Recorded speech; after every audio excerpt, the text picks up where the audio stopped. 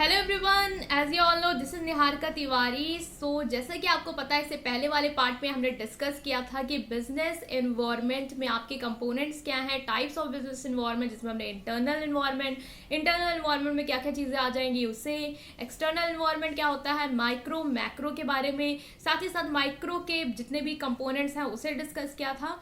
इस वीडियो में हम क्या डिस्कस करने वाले हैं, आपका मैक्रो एनवायरनमेंट, जो कि मैंने कहा था कि बहुत इंपॉर्टेंट टॉपिक है आपके पूरे बिजनेस एनवायरनमेंट में।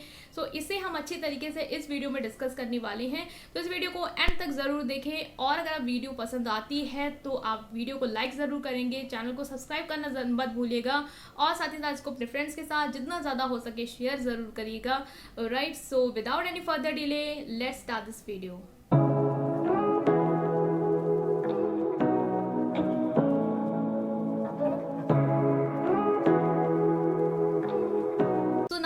With this topic that is macro environment. Macro environment क्या है, हमने बताया था कि मैक्रो मतलब कि बड़े लेवल पे।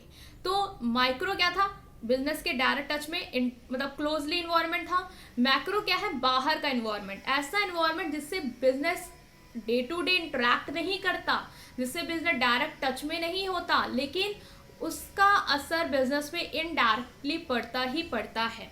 ठीक है। और मैक्रो एनवायरनमेंट में क्या है कि आप इनको कंट्रोल नहीं कर सकते। हमने डिस्कस किया था इंटरनल एनवायरनमेंट में पूरी तरीके से कंट्रोल कर सकते हैं, माइक्रो में कुछ हद तक कंट्रोल कर भी सकते हैं, मैक्रो में लेकिन कुछ भी कंट्रोल नहीं कर सकते हैं, आपके बियॉन्ड कंट्रोल हैं इनके फैक्टर्स। तो इसीलिए ये बहुत इंपॉर्टेंट है, क्योंकि इंटरनल एनवायरनमेंट में जहां आप चीज़ों को कंट्रोल कर सकते हैं, इसीलिए हम इसको ज़्यादा बिजनेस एनवायरनमेंट में इंक्लूड नहीं करते इसकी स्टडी में। माइक्रो में भी कुछ हद तक कर सकते हैं, इसलिए हम उसको भी नहीं इतनी ज़्यादा इंपॉर्टेंस देते हैं। आपने देखा होगा ना, डेफिनेशन में हमने बेसिकली एक्सटर्नल फोर्सेस पे किया, जो कि बियॉन्ड कंट्रोल है, जो चीज़ आपके कंट्रोल में ही नहीं, उसको स्टडी करना आपके लिए ज़्यादा इंपॉर्टेंट है। इसीलिए हम इन्हें, जो आपके मैक्रो एनवायरनमेंट के फैक्टर्स हैं, उन्हें हम कहीं हद तक कहते हैं कि ये क्या है, डायमेंशन है आपके बिजनेस एनवायरनमेंट की, मेन डायमेंशन है आपके बिजनेस एनवायरनमेंट की। तो आपको इन्हें पढ़ना बहुत ज़रूरी है। ठीक है, तो ये चीज़ क्लियर हो गई होगी कि क्या है क्या नहीं है। तो मैक्रो एनवायरनमेंट में कौन कौन सी चीज़ें हैं जो आ जाएंगी, हम उसे डिस्कस कर लेते हैं। सबसे पहले यहाँ पे आ जाएगा, इसके लिए ट्रिक देख लेते हैं कि कैसे याद रहेगा, पेस्टल, PESTL। ठीक है, तो सबसे पहले यहाँ पे क्या आ जाएगा, पॉलिटिकल एनवायरनमेंट। पॉलिटिकल एनवायरनमेंट क्या है उसे देखते हैं। पॉलिटिकल एनवायरनमेंट में बेसिकली आपकी पॉलिटिक्स से रिलेटेड चीज़ें आ जाएंगी। पॉलिटिकल, आप समझ रहे हैं कि पॉलिटिकल में बेसिकली पॉलिटिकल पार्टीज या इनसे रिलेटेड कुछ चीज़ होगा, आप यही सोच रहे होंगे। तो यस, पॉलिटिकल एनवायरनमेंट में बेसिकली आपकी पॉलिटिकल पार्टीज कंट्री की कैसी है, उसकी स्टेबिलिटी कैसी है, आपकी गवर्नमेंट की अप्रोच क्या है बिजनेस को लेके, ये सारी चीज़ें क्या करती है, आपके इन्वायरमेंट पे असर डालती हैं। अगर आपकी कंट्री की पॉलिटिकल पार्टी अच्छी है, स्टेबल है, तो उसका असर जो होगा बिजनेस पे कंट्री के, वो क्या होगा, अच्छा होगा। साथ ही साथ अगर आपकी पॉलिटिकल पार्टी में जो अपोजिशन पार्टीज हैं, उनका व्यूज बिजनेस को लेके अच्छे हैं, मतलब वो बिजनेस को कंट्री के प्रमोट करना चाहते हैं, सपोर्ट करना चाहते हैं, startup India, make in India, ये सारी चीज़ों पे बिलीव करते हैं, तो वो क्या करेंगे, नए नए बिजनेस को, एग्जिस्टिंग बिजनेस को अच्छी अच्छी चीज़ें, अच्छे अच्छे सब्सिडीज, ये सारी चीज़ें प्रोवाइड करेंगी, और बिजनेस को क्या करेंगी, सपोर्ट करेंगी। इनका असर बिजनेस पे अच्छा जाएगा। लेकिन वहीं अगर आपकी पॉलिटिकल पार्टीज, ये पॉलिटिकल जो सिस्टम है, वो बिजनेस को इतना प्रमोट नहीं करता है, उनके सपोर्ट में इतनी अच्छी पॉलिसीज के फेवर में नहीं है, तो उसका जो असर होगा वो आपका अच्छा नहीं होगा। तो ये आपको याद रखना, ये सारी चीज़ें किस में आएंगी, आपकी पॉलिटिकल इन्वायरमेंट में। Moving to a next here, that is economic environment. Economic environment क्या है, इकोनॉमिक इन्वायरमेंट बेसिकली आप कैसे कह सकते हैं कि इकोनॉमी से रिलेटेड ऐसा इन्वायरमेंट जिसका मेन फैक्टर क्या है, आपकी इकोनॉमी से रिलेटेड है, लाइक आपका GDP हो गया, GNP हो गया, साथ ही साथ आपकी कंट्री की फिजिकल पॉलिसी हो गई, मॉनेटरी पॉलिसी हो गई। मॉनेटरी पॉलिसी आपका RBI बनाता है, आपको पता है, फिजिकल पॉलिसी आपकी गवर्नमेंट बनाती है। तो इन सारी चीज़ों का भी क्या होता है, इफेक्ट होता है बिजनेस पे इनका भी असर जाता है। अब कैसे जाता है, इसको एग्जांपल से देखेंगे। So now I am taking the example to understand this better, that is कि सपोज करें इन्फ्लेशन, महंगाई कंट्री में क्या हुई, बढ़ गई। ऐसी पॉलिसीज आई इकोनॉमिक्स में कि इन्फ्लेशन बढ़ गया, महंगाई बढ़ गई। ठीक है, अब महंगाई जैसे बढ़ जाएगी वैसे क्या होगा, कस्टमर की परचेजिंग पावर क्या हो जाएगी, कम हो जाएगी। वो ज़्यादा रिसोर्सेज जैसे पहले की खरीद रहे थे बिजनेस से गुड्स एंड सर्विस, अब वो उतने ज़्यादा नहीं खरीद पाएंगे क्योंकि उनकी परचेजिंग पावर कम हो गई। तो इसका असर आएगा बिजनेस पे। बिजनेस को क्या करना पड़ेगा, अपने कस्टमर को अट्रैक्ट करने के लिए, उनको वो चीज़ों को खरीद पाए, उसके लिए क्या करना पड़ेगा, उसको अपने प्राइसेस को थोड़ा कम करना पड़ेगा। अब जैसे वो प्राइसेस को कम करेगा तो उसके प्रॉफिट पे भी उसका असर आ जाएगा। तो इस तरीके से क्या हुआ, इस चीज़ से पूरा किस पे असर आया, बिजनेस पे इनडायरेक्ट कहीं ना कहीं असर आया। पहले कस्टमर पे आया, फिर कस्टमर की कम हुई परचेजिंग पावर, तो कहीं ना कहीं वो गुड्स और सर्विसेज जितना कंजम्पशन कर रहा था अब वो नहीं करेगा, तो बिजनेस के भी प्रॉफिट में कहीं ना कहीं उससे क्या हुआ, फर्क आ गया।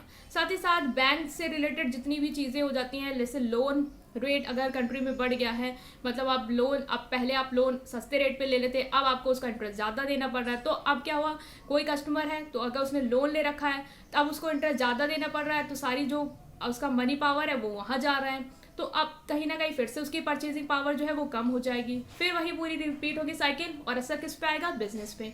तो इस तरीके से जो आपका इकोनॉमिक इन्वायरमेंट होता है वो बिजनेस पे असर डालता है, तो इसको भी आप यहाँ पे याद रखेंगे। To next here that is social environment. Social environment basically आपका सोशियो कल्चर एनवायरनमेंट बोल सकते हैं। बेसिकली आपका सोसाइटी से रिलेटेड एनवायरनमेंट, आपकी सोसाइटी की क्या बिलीव्स हैं, क्या वैल्यू सिस्टम है आपके सोसाइटी के, साथ ही साथ आपकी सोसाइटी का कल्चर क्या है, लोगों का रिलीजन क्या है, ट्रेडिशन क्या है, कास्ट क्या है, कस्टम क्या है, ये सारी चीज़ें भी बिजनेस को अफेक्ट करती हैं। अगर आपके सोसाइटी का जो एजुकेशन सिस्टम है वो अच्छा है तो जो आपके एम्प्लॉयज़ आएंगे, जो फ्यूचर में वर्कर्स होंगे, वो क्या होंगे, ट्रेंड होंगे, स्किल्ड होंगे। ठीक है, तो इस तरीके से क्या है, सोसाइटी फैक्टर जो है वो आपको अफेक्ट करते हैं, आपके बिजनेस को अफेक्ट करते हैं। उसी तरीके से कल्चर में आपके क्या आ जाएगा कि आपकी लाइफस्टाइल क्या है, ठीक है, सोसाइटी की फूड हैबिट्स क्या है, सोसाइटी की म्यूजिक, डांस, इन सारी चीज़ों में कैसा इंटरेस्ट है, फेस्टिवल्स क्या है, तो ये सारी चीज़ें भी बिजनेस को अफेक्ट करती हैं। जैसे कि आपने देखा होगा जब कोई फेस्टिवल्स होते हैं, जैसे कि हमारे कल्चर में है बहुत सारे फेस्टिवल्स होते हैं, होली, दिवाली, इन सारी चीज़ों में क्या होता है, बिजनेस की गुड्स एंड सर्विसेज की मार्केटिंग पे, सेलिंग में बहुत ही जल्दी इंक्रीज आता है। बहुत लोग बहुत सारी चीज़ें खरीदने लग जाते हैं, शॉपिंग लोग करने लग जाते हैं, बहुत ज़्यादा बिजनेस से क्या होने लग जाता है, प्रॉफिट होने लग जाता है एक बिजनेस को। ठीक है, तो ये क्या है, आपके सोशल कल्चर एनवायरनमेंट है जो आपके बिजनेस पे असर डाल रहे हैं। सोसाइटी से रिलेटेड फैक्टर, कल्चर से रिलेटेड फैक्टर। सो जैसे कि बहुत ही कॉमन एग्जांपल हम यहाँ पे ले रहे हैं, कोई भी फॉरेन कंट्री की कोई भी मल्टीनेशनल कंपनी यहाँ आती है और फूडिंग सेक्टर में अपना बिजनेस स्टैब्लिश करती है, तो आपने देखा होगा कि वो बहुत ही ज़्यादा रिसर्च करती है, देखती है कि यहाँ के लोगों को पसंद क्या है, क्या चीज़ें इनकी कल्चर के अगेंस्ट में है। आपने देखा होगा बहुत सारे इंडियंस लोग हैं, हम सब लोग हैं जो बीफ मीट को नहीं सपोर्ट करते हैं। वहाँ पे वो लोग मैकडी के बर्गर में बीफ मीट की ही आलू टिक्की जो हमारे यहाँ पे, वहाँ पे वो उसको पैटी को सर्व करते हैं, तो यहाँ पे वो चीज़ नहीं चलेगी। तो हमारे कल्चर के ये क्या है, अगेंस्ट है, हम नहीं मानेंगे, हम नहीं सपोर्ट करेंगे इसको। तो वो हमारे कल्चर को देख के ही क्या करते हैं, अपने गुड्स को प्रोड्यूस करते हैं। अगर वो वैसा नहीं प्रोड्यूस करें तो कंट्री क्या हो जाएगी, उनके अगेंस्ट हो जाएगी में, सोसाइटी जो है वो उनके अगेंस्ट हो जाएगी बिजनेस के, और बिजनेस की वर्किंग पे इसका बहुत ही बुरा इम्पैक्ट पड़ेगा। ठीक है, तो सोशल कल्चर एनवायरनमेंट आपको याद रखना है, वर्किंग को अफेक्ट करता है बिजनेस की, और ये बियॉन्ड योर कंट्रोल है। आप कंट्री के अगेंस्ट जाके नहीं बिजनेस चला सकते, वो आपको भगा देगी, आप नहीं उन्हें भगा देंगे। ठीक है, तो ये चीज़ आपको याद रखनी है कि ये हो जाएगा आपका social culture environment. Moving to a next here that is technological environment. Technological environment नाम से है टेक्नोलॉजी से रिलेटेड एनवायरनमेंट। आपको पता है आपके एनवायरनमेंट में बहुत ही जल्दी जल्दी टेक्नोलॉजी क्या होती जाती है, चेंज होती जाती है। आज कुछ है, कल कोई नई टेक्नोलॉजी आ गई। अब ईयरफोन्स कोई लेके देख लेते, कल तक वो तार वाले लीड वाले ईयरफोन चल रहे थे, उसके बाद वो आपको पता है नेक बैंड जो है वो आया। ठीक है, उसके बाद फिर वो ईयरबड बिल्कुल कुछ तार ही नहीं है ना, वैसा आ गया। तो अभी क्या देख रहे हैं, टेक्नोलॉजी में इतनी जल्दी जल्दी चेंज हो रहा है कि कुछ कह नहीं सकते। अभी तो ईयरबड आए, अब हो सकता है कि ऐसा कुछ आए कि आपको कुछ लगाने की जरूरत नहीं है, आपको सुनाई दे रहा है। तो you can imagine what can come. ठीक है, तो इस तरीके से क्या हुआ, टेक्नोलॉजी में बहुत जल्दी जल्दी चेंज हो रहा है। जैसे जैसे टेक्नोलॉजी चेंज होती जाती है, नई नई चीज़ें आती है, लोग उसके तरफ भागते हैं कि हमें नहीं, हमें ये नहीं चाहिए, हमको वो चाहिए, तो हम वो लेंगे। और अभी कुछ नया आने वाला तो वो पहले से ही बुक करने लग जाते हैं कि अब जैसे ही आएगा मुझे वैसे ही वो चीज़ चाहिए। तो ये क्या है, ये आपका टेक्नोलॉजिकल एनवायरनमेंट। टेक्नोलॉजी के साथ जो बिजनेस चलता गया, जो बिजनेस टेक्नोलॉजी को अडॉप्ट करता गया, वो तो फ्लरिश कर पाएगा, वो मार्केट में स्टे कर पाएगा। लेकिन वो बिजनेस जो टेक्नोलॉजी के साथ नहीं ग्रो करे, टेक्नोलॉजी को नहीं अपनाए, उनको बहुत ही जल्दी ही बिजनेस की लाइन को छोड़ के जाना पड़ेगा, क्योंकि वो प्रॉफिट नहीं अर्न कर पाएंगे। तो इस तरीके से क्या हो रहा है कि टेक्नोलॉजिकल एनवायरनमेंट का आप पे बहुत ही ज़्यादा इफेक्ट पड़ रहा है एक बिजनेस ऑर्गेनाइजेशन में, और वो उसकी कंट्रोल के बियॉन्ड है। वो ये नहीं कह सकता कि अरे यार टेक्नोलॉजी को बंद करो, हम नहीं मानते हैं तो आप साइड बैठिए और आपका बिजनेस जो है वो अब जैसे तैसे चलेगा। ठीक है, तो ये याद रखना है आपको technological environment, right. Moving to next here, that is legal environment. Legal environment में बेसिकली क्या चीजें आ जाएंगी? Legal factor. लीगल से आप क्या समझ रहे हैं? Law related factor. मतलब कोई भी लॉ अगर आ गया, कंपनी लॉ आपने पढ़े हैं, ठीक है, कंपनी से रिलेटेड कोई लॉ आ गया, ठीक है, पब्लिक कंपनी, प्राइवेट कंपनी, आपका बिजनेस है तो आपको भी वो चीज़ें माननी पड़ेंगी। ठीक है, लॉ में कोई चेंज आ गया, फिर आपने देखा कि जीएसटी में कोई चेंज आ गया, उससे रिलेटेड कोई लॉ बन गया। ठीक है, लेबर लॉ बन गए कि लेबर को आपको ऐसे ट्रीट करना, उनकी वेजेस मिनिमम ये होनी चाहिए, ये एज आ गई अब। तो ये सारी चीज़ें क्या करनी है? आपको फॉलो करनी है, और जो बिजनेस फॉलो नहीं करेगा उस पर लीगल एक्शन लिए जा सकते हैं। तो ये सारी चीज़ें क्या है? आपके लीगल एनवायरनमेंट के फैक्टर जो आपकी वर्किंग को क्या करते हैं? इफेक्ट करते हैं, और आप इनको कंट्रोल नहीं कर सकते, क्योंकि ये सारे बिजनेस के लिए हैं, सिर्फ आपके लिए नहीं है कि आप जाके इन्हें कंट्रोल करने में लग जाएं। ठीक है, तो ये भी आपको याद रखना है कि लीगल एनवायरनमेंट भी क्या करता है? बिजनेस की वर्किंग को अफेक्ट करता है। एक और इन्वायरमेंट को यहाँ पे देखने वाले हैं, that is natural environment. Natural environment भी बहुत इंपॉर्टेंट है। नेचुरल इन्वायरमेंट बेसिकली आप देख समझ रहे हैं नेचर से रिलेटेड इन्वायरमेंट, मतलब ऐसा इन्वायरमेंट जिसमें हम नेचुरल फैक्टर पे फोकस कर रहे हैं, जिसका असर बिजनेस पे पड़ता है। Yes, you are right.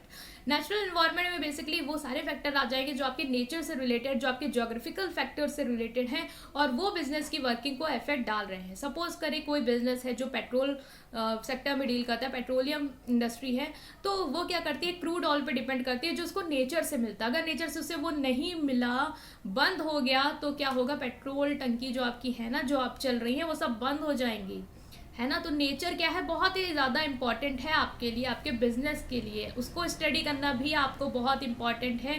Time to time आपको उसको भी देखना है, उसके अकॉर्डिंग ही वर्क करना। अगर आप उसको नेग्लेक्ट करके सिर्फ अपने प्रॉफिट पे सोचेंगे, तो आगे जाके जिससे आपको प्रॉफिट मिल रहा है ना, वही क्या हो जाएगा? बंद हो जाएगा। ठीक है, साथ ही साथ आपके जो बिजनेस हैं, जो गारमेंट सेक्टर में डील करते हैं, उनको भी नेचुरल रिसोर्स की ज़रूरत होती है। कपड़े प्रोड्यूस करने के लिए बाहर से ही आप कॉटन लाते हैं, जो भी आपका बाकी थ्रेड्स वगैरह है, सिल्क, कॉटन, जूट, वॉटेवर ना, आप सब बाहर से लेते हैं। तो अभी आपको बाहर से नहीं मिलेगा, तो आपका क्या हो जाएगा? बिजनेस बंद हो जाएगा। ये क्या है? आपके नेचुरल एनवायरनमेंट के फैक्टर्स है जो आपकी वर्किंग को अफेक्ट करते हैं, इनका आप पे कंट्रोल, आपका इन पे कंट्रोल नहीं है। ठीक है, ये आपके क्या है? बियॉन्ड योर कंट्रोल है। ठीक है, तो ये आपको जान लेना है कि ये सारे इन्वायरमेंट आपके आ जाएंगे किस में? आपके मैक्रो इन्वायरमेंट में, सबसे बाहर वाले इन्वायरमेंट में, जिसका आप पे कंट्रोल नहीं है। इसकी स्टडी करना आपके लिए बहुत ज़्यादा इंपॉर्टेंट है, क्योंकि ये आपके कंट्रोल के बाहर है, और इसीलिए हम इसको सबसे ज़्यादा इंपॉर्टेंस देते हैं आपके बिजनेस इन्वायरमेंट के सेक्टर में, बिजनेस इन्वायरमेंट के टाइप्स में, और इसे ही हम कहते हैं dimension of business environment, right. So ये आपको याद रखना है। स्टिल कोई भी डाउट है इस टॉपिक के रिगार्डिंग, देन आप उसे कमेंट सेक्शन में जरूर पूछें। सो अगर आपको ये वीडियो पसंद आई हो, देन आप वीडियो को लाइक जरूर करिएगा, चैनल को सब्सक्राइब करिएगा, अपने फ्रेंड्स के साथ इस वीडियो को जरूर से जरूर शेयर करिएगा, राइट। Thank you.